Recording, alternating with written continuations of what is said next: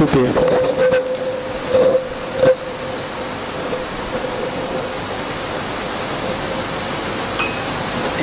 اس کو الگ تھوڑا سا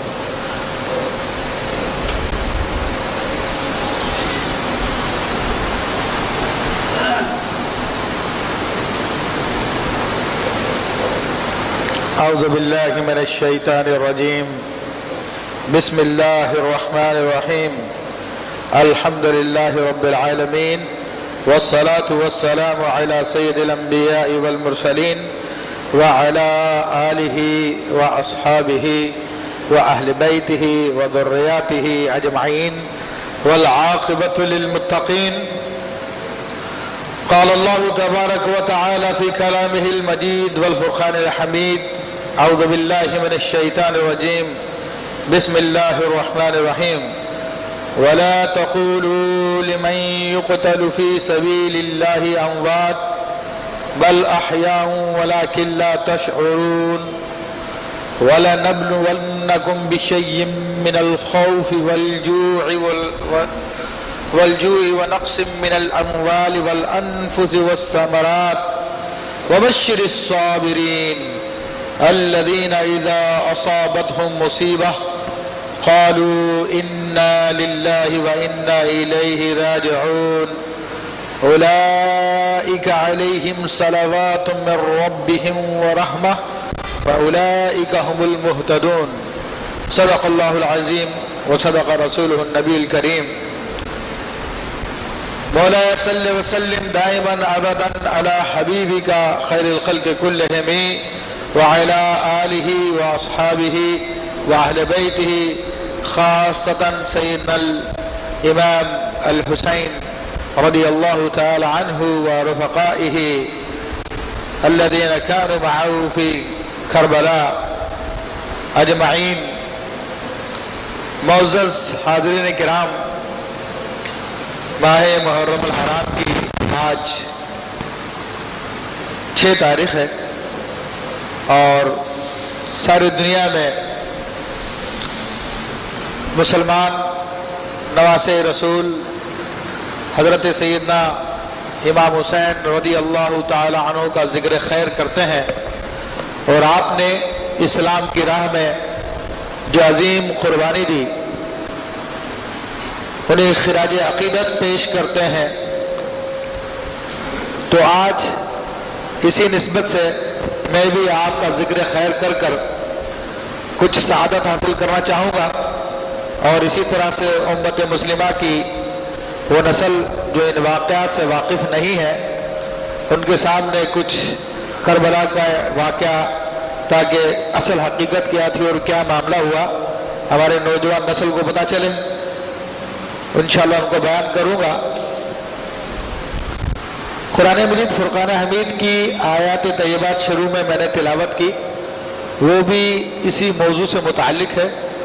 سورہ بقرہ کی آیت نمبر 155 سے 157 تک تلاوت کی گئی، جن میں اللہ تبارک و تعالی نے شہداء کا ذکر فرمایا اور ارشاد فرمایا کہ وَلَا تَقُولُوا لِمَن يُقْتَلُ فِي سَبِيلِ اللَّهِ أَمْوَاتٌ، اور تم وہ لوگ جو اللہ کی راہ میں مارے جائیں انہیں مردہ مت کہو، بل احیاء، بلکہ وہ زندہ ہے، ولیکن لا تشعرون، مگر تمہیں ان کی زندگی کا شعور نہیں ہے۔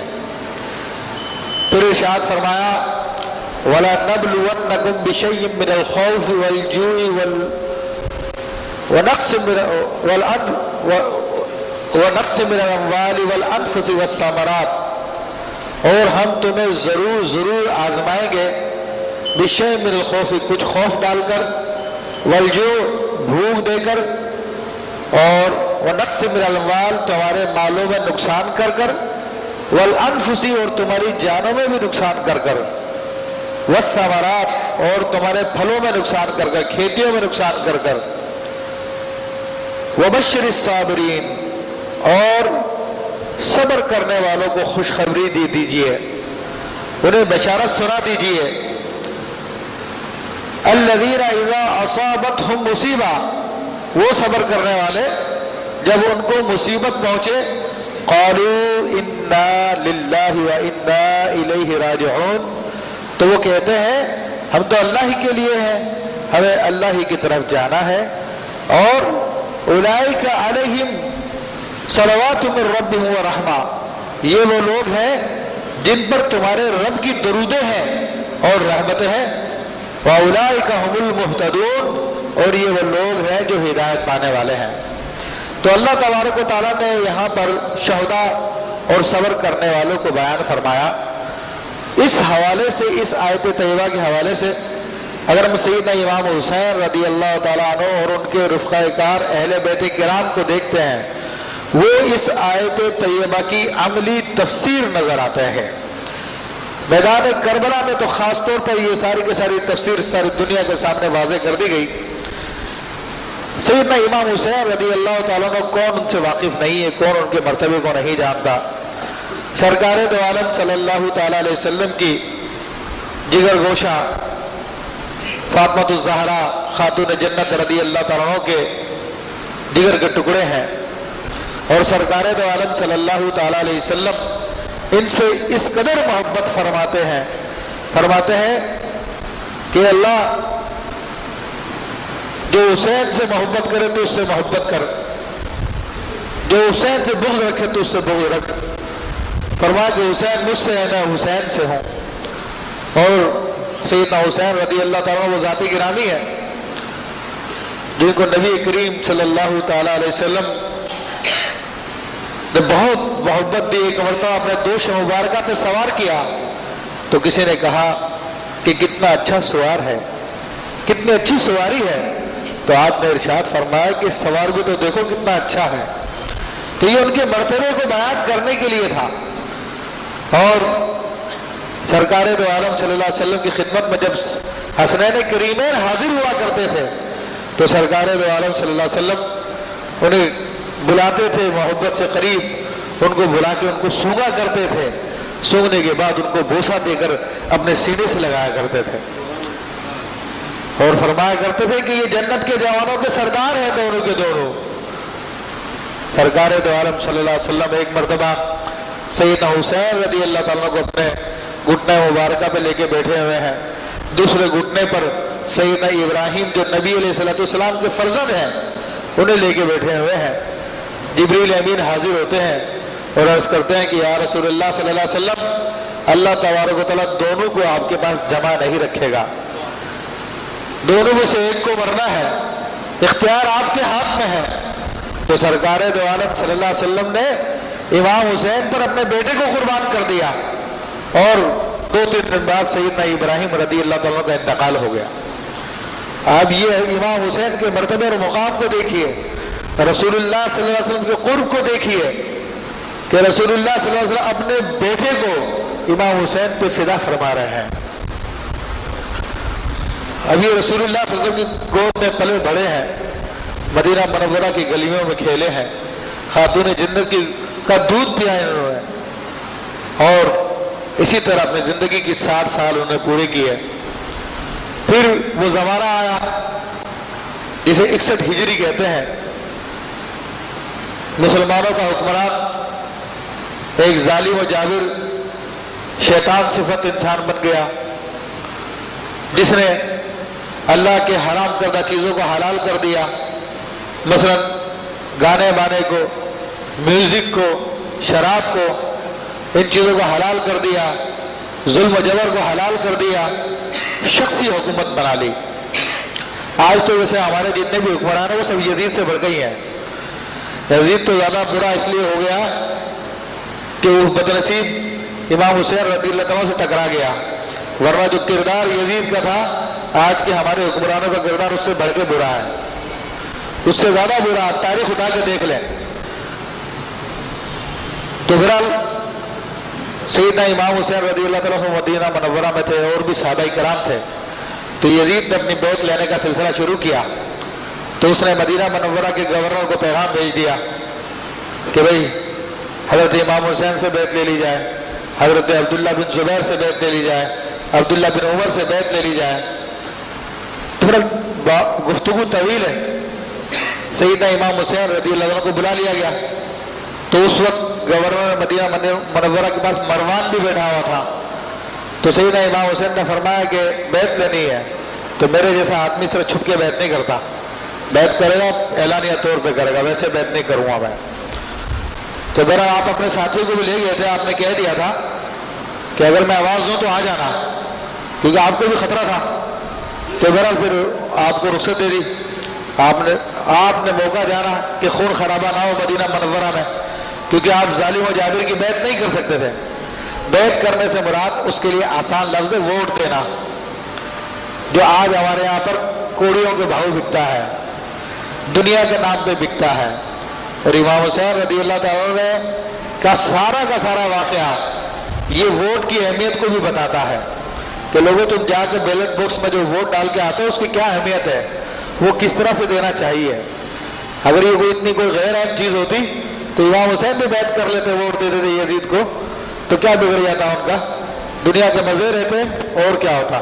جس طرح کہ آج ہم نے دنیا ہی کو سب کچھ سمجھ رکھا ہے, چاہے برا ہو, بد ہو, کفر بولتا ہو, جو کچھ کرتا ہو, جس سے مفاد حاصل کرنا اس کو ووٹ دینا ہے. سچا کون ہے, حق پہ کون ہے, کون سچائی کی بات کر رہا, اس کی طرف کوئی توجہ نہیں کرنی ہے.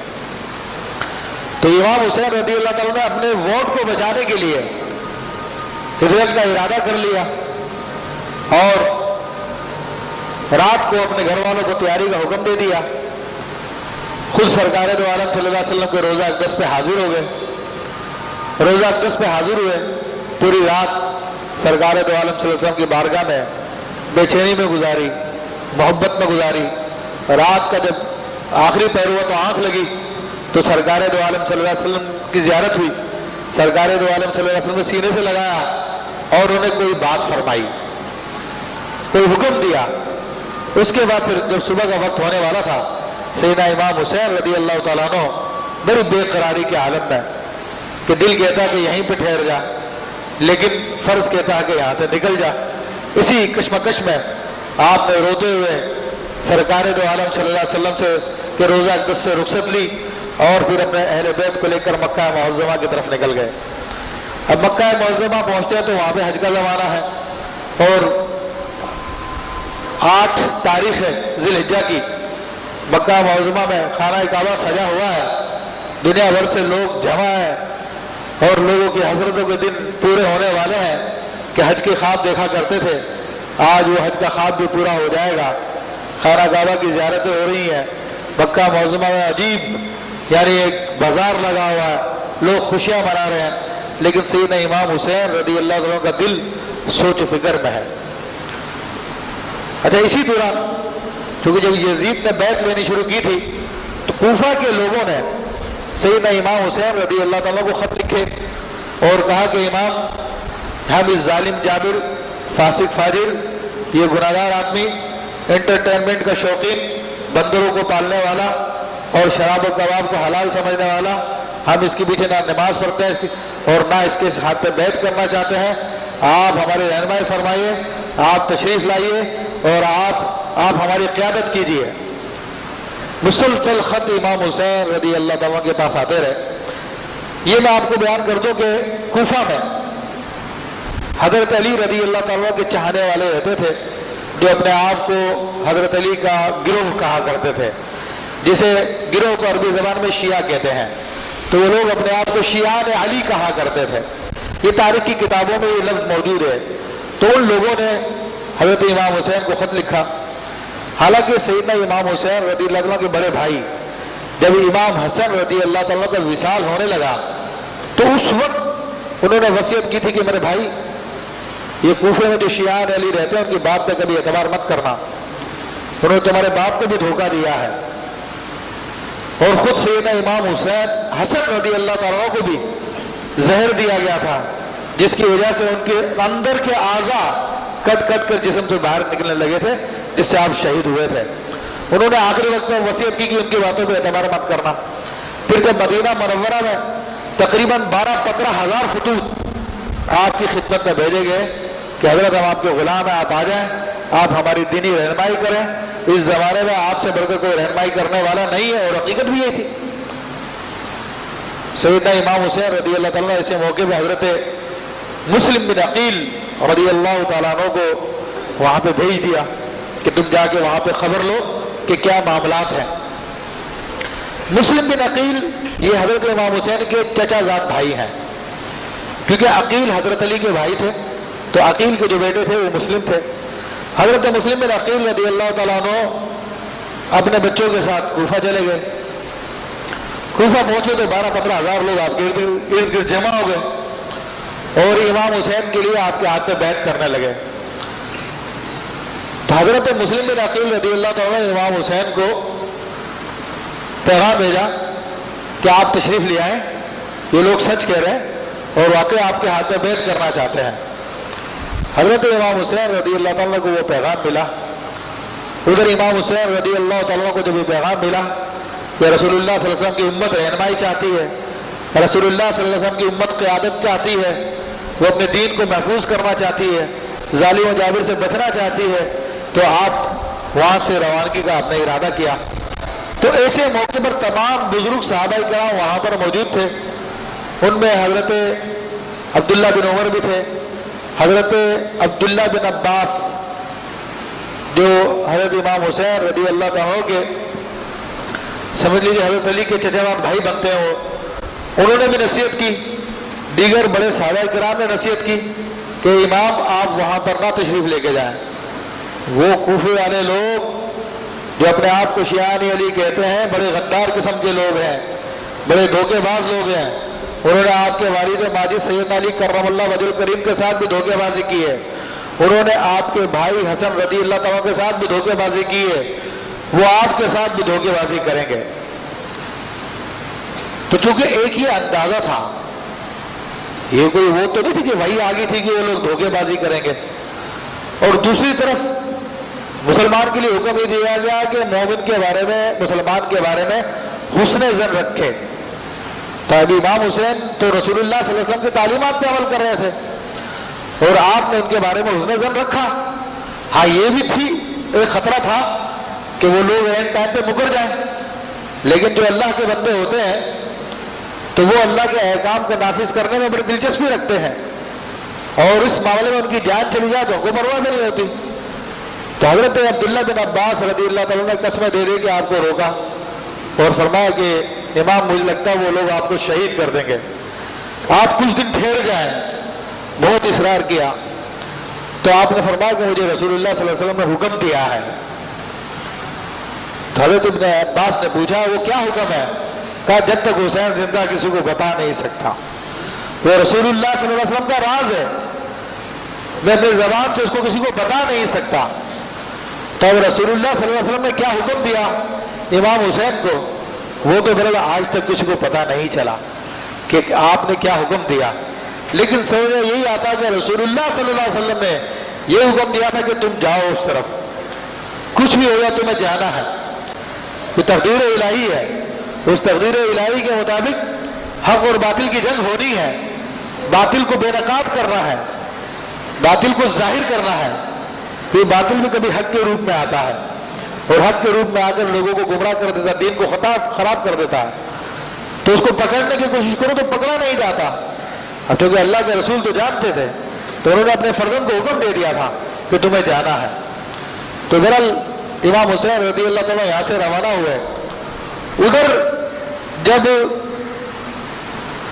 کوفہ کے گورنر ابن زیاد کو یہ باتیں معلوم ہوئی، شام کے گورنر تھا ابن زیاد، تو اس کو یہ معلوم ہوا کہ 15,000 لوگوں نے بیعت کر لی ہے، تو ان لوگوں نے ڈرا دھمکا کر، پیسے دے کر، اشرفی کی تھیلی دے دے کر جتنے بھی کوفے کے سردار تھے جو حضرت علی کے چاہنے کا دعویٰ کرتے تھے، اہل بیت سے محبت کا دعویٰ کرتے تھے، مومن کہتے تھے اپنے آپ کو، وہ لوگ بک گئے اور انہوں نے حضرت امام حسین رضی اللہ تعالیٰ سے جو بیعت کی تھی وہ توڑ دی۔ حضرت امام مسلم پر بندہ بھیجا گیا تو حضرت وہاں پر حضرت نعمان ابن بشیر اس وقت گورنر تھے کوفہ میں، جو صحابی رسول تھے، ان کو حکم دیا گیا، انہوں نے جا کے بات کی تو آپ نے فرمایا کہ بات یہ کہ کوفہ کے لوگوں نے ہمیں بلایا ہے اور ہمیں بلایا اور کہا کہ امام حسین کے ہاتھ پہ ہم بیعت کرنا چاہتے ہیں، تو مسجد بھری ہی تھی، لیکن جب ان سے پوچھا گیا تو سارے لوگ مسجد سے نکل گئے اور 30 آدمی حضرت امام مسلم بن عقیل کے ساتھ باقی بچ گئے۔ پھر جب کہا گیا کہ بھائی ابن زیاد کی طرف سے آرڈر آیا کہ ان کی گردن اڑا دی جائے، تو حضرت نعمان بن بشیر رضی اللہ تعالیٰ نے کافی کوشش کی یہ بچ جائے، لیکن ان لوگوں کی پلاننگ تھی پوری کی پوری کہ وہ خط بھی لکھوانے والے یہی لوگ تھے، تو وہ تو شہید کرنا چاہتے تھے سیدنا امام حسین رضی اللہ تعالیٰ عنہ کو۔ تو ایسے میں حضرت مسلم بن عقیل رضی اللہ تعالیٰ عنہ کے ساتھ جو 30 تھے وہ بھی چھوڑ کے چلے گئے۔ اب حضرت مسلم بن عقیل رضی اللہ تعالیٰ کو گرفتار کرنے کی کوشش کی، آپ نے بڑا سخت مقابلہ کیا ان لوگوں کا، لیکن بہرحال آپ اکیلے تھے، وہ فوج تھی پوری کی پوری۔ آپ رضی اللہ تعالیٰ عنہ کو گرفتار کر کے لایا گیا تو کہا کہ لے جا کے کچھ چھت پہ چڑھ کے اس کو قتل کر دیا جائے، عبرتناک سزا دی جائے ان لوگوں کو کہ حاکم وقت کے خلاف بغاوت کرتے ہیں۔ اچھا وہ بھی دین کو استعمال کر رہے تھے، وہ بھی دین کی بات کر رہے تھے، کیونکہ حدیث میں آیا کہ جب تمہارا کوئی حاکم ہو اور اس میں کوئی بغاوت کرنا چاہے تو اس کو قتل کر دو۔ حالانکہ دیگر حدیث میں یہ ہے کہ جو ظالم جابر اس کے خلاف بولنا ہے، تو انہوں نے ایک سائڈ کو دکھایا دوسری سائڈ چھپائی۔ تو میرے امام مسلم رضی اللہ تعالیٰ کے 2 فرزند بھی تھے ساتھ میں، اور محمد، وہ چھوٹے چھوٹے معصوم بچے تھے، وہ بھی ایک طویل بات ہے، طویل قصہ ہے۔ امام مسلم رضی اللہ تعالیٰ کو چھت پہ لے جا کے شہید کر دیا گیا اور ان دونوں بچوں کو بھی بعد میں قتل کر دیا گیا، معاذ اللہ ثم معاذ اللہ۔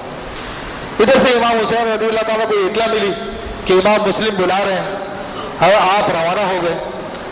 آپ رضی اللہ تعالیٰ عنہ کربلا کے قریب پہنچے تو وہاں سے حر ایک کوفہ کا رہنے والا تھا، وہ 1000 سپاہیوں کے ساتھ آ گیا اور اس نے آ کر آپ کا راستہ روک لیا۔ اس کو حکم دیا گیا تھا کہ آپ کو گرفتار کر کر ابن زیاد کے پاس لے جایا جائے۔ تو آپ نے فرمایا کہ بھئی کیا معاملہ؟ کہا بغاوت کے لیے آئے۔ تو آپ نے فرمایا بغاوت کے لیے نہیں آیا میں، مجھے تو لوگوں نے خط لکھ کر بلایا ہے۔ کہا کہ نہیں، ہمارے علم میں ایسی کوئی بات نہیں ہے، آپ کے پاس وہ 12,000 خطوط تھے، آپ نے تھیلا الٹ دیا۔ کہا یہ دیکھو، وہ دیکھ کے حیران ہوا، کہا ہمارے علم میں کوئی ایسی بات نہیں ہے۔ تو بہرحال کیونکہ حر اس کے دل میں تعظیم تھی اہل بیت کی، تو اس نے آپ سے زبردستی نہیں کی۔ ادھر سے کوفہ کے گورنر کا حکم آیا کہ ان کو جلدی لے کے آؤ۔ تو حضرت امام حسین رضی اللہ تعالیٰ عنہ کے پیچھے نماز پڑھتا تھا وہ حر، اس نے بات کی کہ حضور مجھ پہ بڑی سختی کی جا رہی ہے، آپ کو گرفتاری کا حکم دیا جا رہا ہے، تو آپ ایسا کریں رات کا جب وقت آئے تو آپ رات کے وقت اپنے اہل بیت کے ساتھ نکل جائیے گا، میں کہہ دوں گا رات کا ہمیں پتہ نہیں چلا، آپ نکل گئے۔ سیدنا امام حسین رضی اللہ تعالیٰ عنہ اپنے اہل کے ساتھ رات کو نکلے، لیکن قدرت خدا کی دیکھیے کہ ابن سعد نے وہاں سے ایک لشکر بھیج دیا، بلکہ خود ابن سعد کوفہ سے لشکر لے کر آ گیا، اس لشکر سے آپ کا آمنا سامنا ہو گیا۔ اب ابن سعد بھی ایک صحابی کا بیٹا تھا، تو آپ نے اس کو سمجھایا اور آپ نے فرمایا کہ میں یہاں پہ قتل کرنے کے لیے نہیں آیا ہوں، میں لڑنے کے لیے آیا ہوں، کیونکہ آپ کے ساتھ تو اہل بیت تھے، بچے تھے ساتھ میں۔ تو آپ نے فرمایا کہ دیکھو، یا تو مجھے یہاں سے جانے دو تاکہ میں کسی اسلامی سرحد پہ چلا جاؤں، سرحد پہ جا کر وہاں پر اسلامی فوجوں کے ساتھ مل کر تاکہ میں آخر تک اللہ کی راہ میں جہاد کرتا رہوں، یا مجھے کسی بھی مکہ شریف واپس جانے دو، مدینہ منورہ جانے دو تاکہ میں وہ یہاں پہ جا کے وہاں پر رہ لوں، یا پھر مجھے ڈائریکٹ یزید سے بات کرا دو۔ تو انہوں نے کہا کہ نہیں، آپ کو بیعت کرنی ہے یزید سے۔ تو چونکہ اس کے دل میں کچھ نرم گوشہ تھا، اس نے آپ کی باتیں سنی اور کہا کہ یہ معقول باتیں ہیں، تو اس نے ابن زیاد کو پیغام بھیجا کہ وہ راضی ہو جائے کہ امام حسین کی تینوں باتوں میں سے کوئی ایک بات مان لی جائے۔ لیکن وہاں پر شمر بیٹھا ہوا تھا، شمر دل جوشن، یہ شمر ملعون، یہ سیدنا امام حسین رضی اللہ تعالیٰ کا رشتہ دار بھی تھا۔ حضرت علی رضی اللہ تعالیٰ نے ایک شادی کی تھی ایک خاتون سے، یہ اس کا بھائی تھا، اور اس خاتون سے حضرت علی کے ایک فرزند پیدا ہوئے تھے جن کا نام عباس تھا، عباس ابن علی۔ تو وہ بھی اس قافلہ کربلا میں شامل تھے، امام حسین کے ساتھ تھے. تو اس شمر نے کہا کہ نہیں، یہ ان کو قتل کیا جائے. تو ابن زیاد کو بھی وہ چڑھایا. ابن زیاد نے عمر بن سعد پہ سختی کی اور شمر کو بھیجا کہ جاؤ، اگر وہ امام حسین کو گرفتار کر کے لے آتا ہے تو ٹھیک ہے، ورنہ اس پہ گردن کاٹو اس کی اور تم سردار بن جاؤ اور پھر تم آگے کام کرو. اب یہاں پر ساری کی ساری باتیں سمجھانے کی بھی چلتی رہی اس دوران میں. بہرحال ان لوگوں کو کوئی بات سمجھ میں نہیں آئی. وہ لوگ ضد پہ اڑے ہوئے تھے. آپ کو مجبور کرنے کے لیے 7 محرم الحرام کو آپ پہ پانی بند کر دیا گیا اور اہل بیت کرام 7 محرم الحرام سے 10 محرم الحرام تک پیاسے رہے. پانی بند کیا گیا تاکہ آپ پہ سختی ہو جائے. آپ کو اور طرح سے ڈرایا دھمکایا گیا کہ یزید کو ووٹ دے دو، یزید کو ووٹ دے دو، مگر آپ نے ووٹ دینے سے انکار کر دیا. آپ نے کئی مرتبہ خطبے بھی دیے ان کو، یہاں تک کہ 9 تاریخ آ گئی. 9 تاریخ کو ان لوگوں نے شام کو امام حسین رضی اللہ تعالیٰ اور اہل بیت پہ حملہ کرنے کا ارادہ کیا. تو امام حسین نے فرمایا کہ آج کی رات ٹھہر جاؤ، مجھے مہلت دو. تو مہلت آپ کو نہیں چاہیے تھی، مہلت تو ان لوگوں کو دینی تھی تاکہ یہ لوگ مزید غور کر لیں، مزید فکر کر لیں کہ یہ کیا کرنے جا رہے ہیں. بہرحال اگلے دن آ گیا. جب اگلا دن ہوا تو ان لوگوں نے پوری لڑائی کا ارادہ کیا ہوا تھا. سیدنا امام حسین رضی اللہ تعالیٰ نے اپنے اہل بیت کو خیمے میں جمع کر کر پیچھے سے خندقیں کھود دی تاکہ کوئی پیچھے سے حملہ نہ کرے. اور اس کے بعد وہ لشکر جو سامنے تھا ان میں سے 2 آدمی نکل کر آ گئے. ایک یسار نام تھا اور ایک کچھ اور تھا کہ آؤ ہمارے مقابلے میں کون لڑنے والا. امام حسین رضی اللہ تعالیٰ نے اس سے پہلے ان پہ اتمام حجت کی اور کہا کہ لوگوں، تم جانتے ہو میں کون ہوں؟ تمہیں میرا نسب معلوم ہے؟ میرا نسب بیان کرو، میں کون ہوں؟ آپ نے بتایا کہ میں خاتون جنت کا بیٹا ہوں، علی کے دل کا چین ہوں، رسول اللہ کی آنکھوں کی ٹھنڈک ہوں. میں وہ ہوں جن کے بارے میں رسول اللہ صلی اللہ علیہ وسلم نے ارشاد فرمایا کہ حسن اور حسین یہ جنتی جوانوں کے سردار ہیں. اے لوگوں، تم باز آ جاؤ، تم مجھے قتل کر کر، میری بے حرمتی کر کے تمہیں کچھ بھی نہیں ملے گا، تم جہنم کے حقدار ہو جاؤ گے. لوگ نہیں باز آئے. آپ نے فرمایا کہ اس وقت روئے زمین پر میرے سوا نبی کا کوئی بھی نواسا نہیں ہے، میں نواسا رسول ہوں. اس وقت کیا تم مجھے قتل کرو گے؟ بار بار آپ سمجھاتے رہے لیکن ان لوگوں نے سمجھ سے انکار کیا. اور وہ شمر دل جوشن خبیث وہ کہتا ہے کہ بس کرو، بکواس مت کرو، ہمارا دماغ خراب مت کرو، ہم تمہیں نہیں جانتے. اس قسم کی باتیں وہ کہنے لگا. تو حضرت امام حسین کے ساتھیوں میں سے بھی لوگوں نے جواب دی اس کو، کہا کہ تو جہنم کا کتا ہے، تجھے کیوں سنائی دے گا؟ بہرحال ان کے 2 آدمی مقابلے پہ آئے تو یہاں سے عبداللہ بن نمیر کلبی رضی اللہ تعالیٰ عنہ نکلے ان کے مقابلے کے لیے. تو چونکہ ان کوفے والوں کو تکبر تھا تو کہہ رہے ہیں کہ تم ہمارا مقابلے میں مت آؤ، تمہاری بڑی شخصیات کو بھیجو، زہیر بن قیس کو بھیجو، حبیب بن مظہر کو بھیجو. تو عبداللہ بن نمیر نے کہا کہ ظالمو، تم کیا بڑے لوگوں سے لڑنا چاہتے ہو؟ پہلے مجھ سے تو لڑو. یہ کہہ کر اس پہ حملہ کیا. اس نے حملہ روکا، آپ نے دوسرا وار کیا، اس کو قتل کر دیا. پھر دوسرے نے آپ پہ حملہ کیا، آپ نے الٹے ہاتھ سے اس کے وار کو روکا تو آپ کی انگلیاں کٹ گئی. سیدھے ہاتھ سے آپ نے اس پہ وار کیا تو اس کو جہنم حاصل کر دیا. تو بہرحال اس طرح پھر وہ بھی شہید ہو گئے. ابھی یہ گمسان کی جنگ جاری تھی. وہ حر جو کہ لشکر میں تھا اس وقت، اس کے بارے میں آتا ہے کہ وہ اچانک یزید کے لشکر سے نکلا تو بڑا پریشان تھا، بڑا متفکر تھا. اس کے پہلو سے دل کے دھڑکنے کی آواز آ رہی تھی، پھڑکنے کی آواز آ رہی تھی.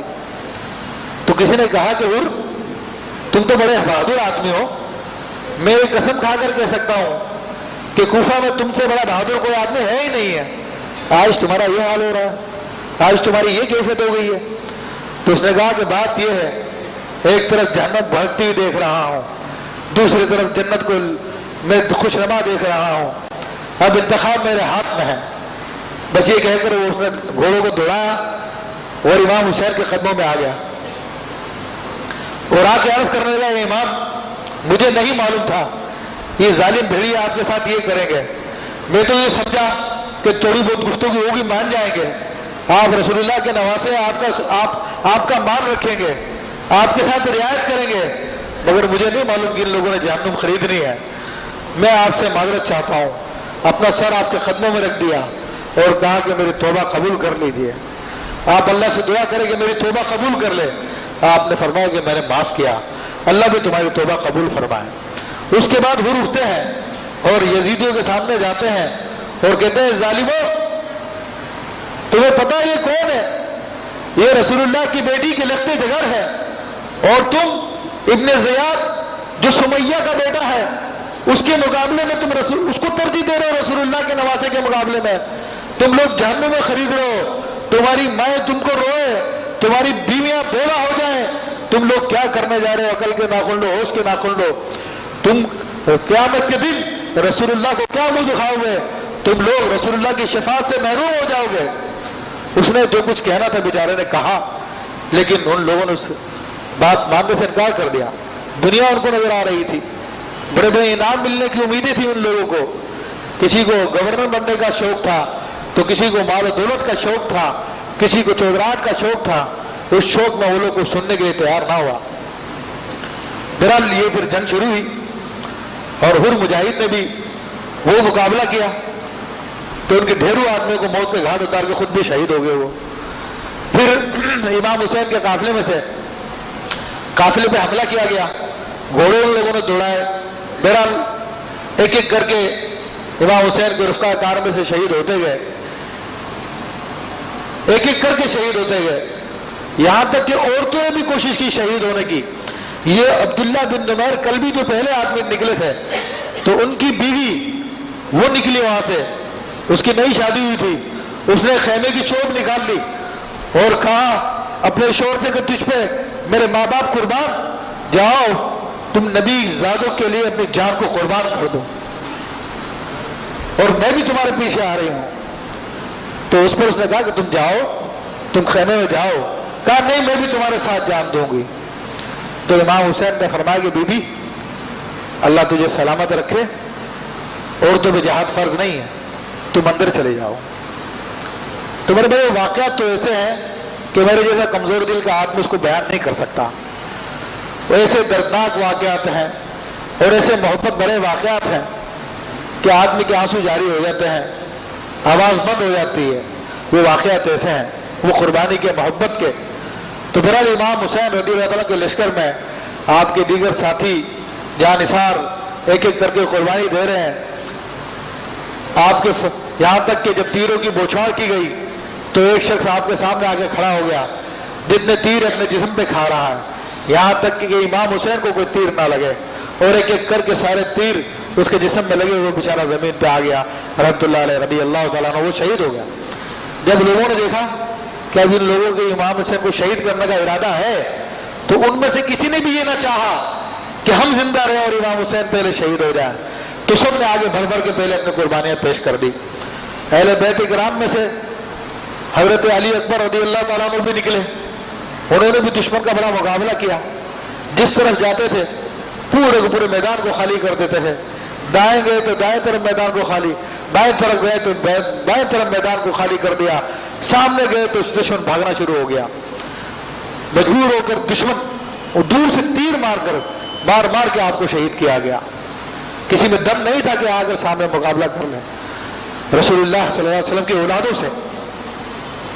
بہرحال حضرت علی اصغر رضی اللہ تعالیٰ کو رونے کی آواز آئی، امام حسین رضی اللہ تعالیٰ نے بچے کو گود میں اٹھایا کہ شاید اس بچے کو کوئی پانی پلا دے، باقی تو سب 3 دن کے پیاسے تھے، انہوں نے اپنے لیے کسی نے پانی نہیں مانگا، لیکن بچہ تو بچہ ہوتا ہے، 6 ماہ کا بچہ ہے، امام حسین لے کر آتے ہیں کہ شاید اس بچے کو کوئی پانی پلا دے، مگر ان ازلی بدبختوں نے اس بچے کا بھی خیال نہ کیا، ایک تیر چلایا جو اس بچے کے حلق میں پیوست ہو گیا، خون کا فوارہ نکلا، امام حسین نے خون ہاتھ میں لے کے ہوا میں اچھال دیا، بچے کو بھی علی اکبر کے ساتھ آگے لوٹا دیا۔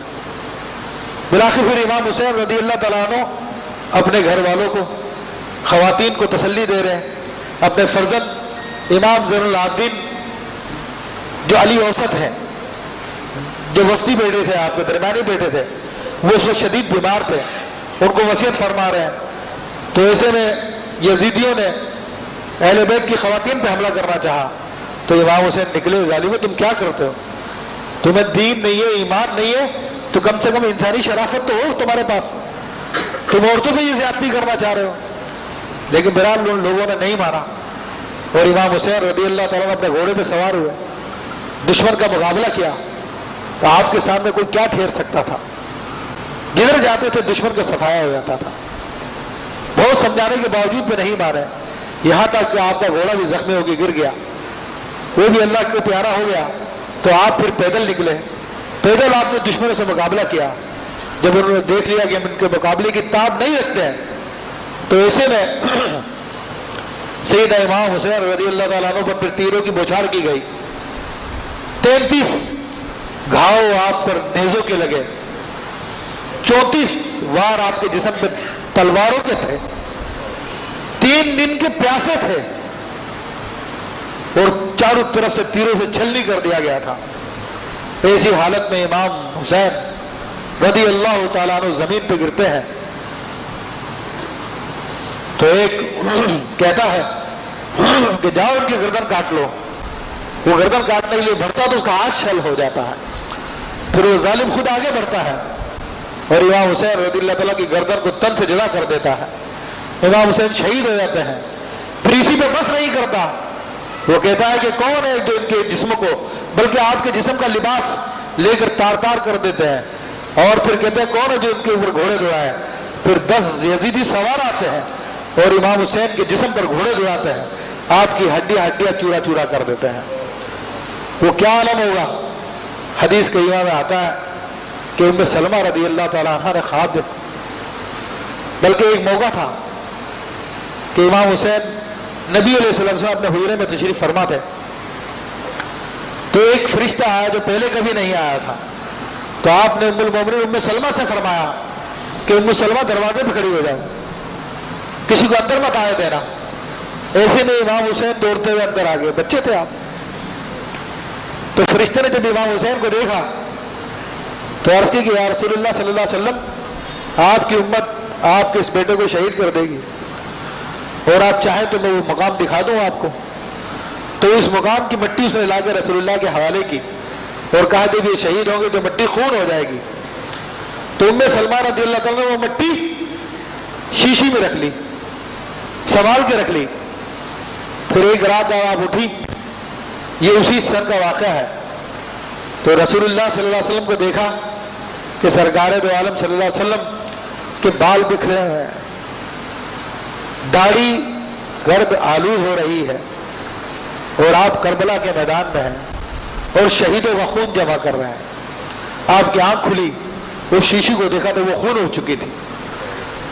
تو اس وقت میں امام حسین کو شہید کیا گیا اور جو بے حرمتی کی گئی. تو میرے بھائی یہ واقعات اس کے بعد بھی بہت ہیں اور بڑے دل سوز واقعات ہیں. تو چونکہ ایک نشست کا کام نہیں ہے، ہر تفصیل سے اگر آپ ان کو پڑھنا چاہتے ہیں، سننا چاہتے ہیں، تو مولانا علامہ شفیع قاری صاحب رحمۃ اللہ علیہ کی باقاعدہ کیسٹس ہیں اس حوالے سے، ان کیسٹس کو سنیے. ان کی کتاب بھی پڑھ سکتے ہیں. اسی طرح مولانا حسن رضا خان رحمۃ اللہ علیہ کی کتاب ہے آئینہ قیامت، اس کتاب کو پڑھیے. اس کتاب میں بہت اچھے انداز میں یہ واقعات لکھے ہوئے ہیں جس سے ایمان تازہ ہو جاتا ہے کہ اہل ایمان کیا ہے. تو بہرحال تمام واقعات دیکھ لیجئے اور قرآن مجید فرقان حمید کو آیت طیبہ کو پڑھ لیجئے. وَلَنَبْلُوَنَّكُمْ بِشَيْءٍ مِّنَ الْخَوْفِ وَالْجُوعِ وَنَقْصٍ مِّنَ الْأَمْوَالِ وَالْأَنفُسِ وَالثَّمَرَاتِ کہ ہم ضرور آزمائیں گے تم کو، خوف ڈال کر، بھوک ڈال کر، تمہارے مالوں میں نقصان کر کر، تمہاری جانوں میں نقصان کر کر، تمہاری کھیتیوں میں نقصان کر کر. وَبَشِّرِ الصَّابِرِينَ اور صبر کرنے والوں کو بشارت دے دیجیے. تو امام حسین کو تو بشارت پہلے دے دی گئی تھی، اور آج امام حسین نے میدان کربلا میں اپنی جان تو دے دی تھی لیکن ہمیشہ کے لیے وہ زندہ ہو گئے. آج مسلمانوں کے گھروں میں محمد حسین اور غلام حسین تو مل جائے گا لیکن یزید کوئی نہیں ملے گا انشاءاللہ تبارک و تعالیٰ. یزید زندہ رہ کے بھی مر گیا ہے اور امام حسین مر کے بھی جی گئے ہیں. تو یہ ان کی شہادت کا سبق ہے. انشاءاللہ مزید اسی حوالے سے اگلے واقعات امام حسین کے سر اقدس کے حوالے سے اس کا کیا کیا معاملہ ہوا, اس کی کیا کیا کرامتیں ظاہر ہوئیں, انشاءاللہ تبارک اللہ منگل کی رات کو جو ہمارا درس قرآن ہوتا ہے اس درس قرآن کے اندر اسی واقعات کو بیان کیا جائے گا قرآن مجید فرقان حمید کی آیات کے تحت. اور انشاءاللہ تمام کے تمام حضرات اس میں شرکت کیجیے گا. یہ دو وجہ سے اہم پروگرام ہے, ایک تو درس قرآن ہوگا, دوسرا شہید کربلا سیدنا امام حسین کا ذکر مبارک ہوگا. تو تمام کے تمام حضرات بعد نماز عشاء منگل کے دن مسجد حاضہ میں ضرور تشریف لائیے گا اور ضرور اس پروگرام میں شرکت کیجیے گا. خود بھی شرکت فرمائیں, اپنے بچوں کو بھی شرکت کروائیں تاکہ وہ دین کو سمجھے اور دین کے جانثاروں کو جانیں. ورنہ امام حسین رضی اللہ تعالیٰ کا مقام و مرتبہ کیا ہے میرے بھائی ہم بیان نہیں کر سکتے. لیکن حضرت خواجہ خواجگان غریب نواز رضی اللہ تعالیٰ نے یہ شعر کہے ہیں, یا داتا گنج بخش کے بارے میں مشہور ہے کہ آپ فرماتے ہیں شاہ ہست حسین بادشاہ ہست حسین دین ہست حسین دین پناہ ہست حسین. یعنی حسین شاہ بھی ہے, سید بھی ہے, حسین بادشاہ بھی ہے, حسین دین بھی ہے, حسین دین کی پناہ بھی ہے. شاہ ہست حسین بادشاہ ہست حسین دین ہست حسین دین پناہ ہست حسین. سرداد نہ داد دست در دست یزید حقہ کے بنائے لا الہ ہست حسین. سر دے دیا یزید کے ہاتھوں میں اپنا ہاتھ نہیں دیا. جان لیجئے کہ سچ ہے یہ کہ لا الہ الا اللہ کی بنیاد حسین ہے. جزاکم اللہ خیر.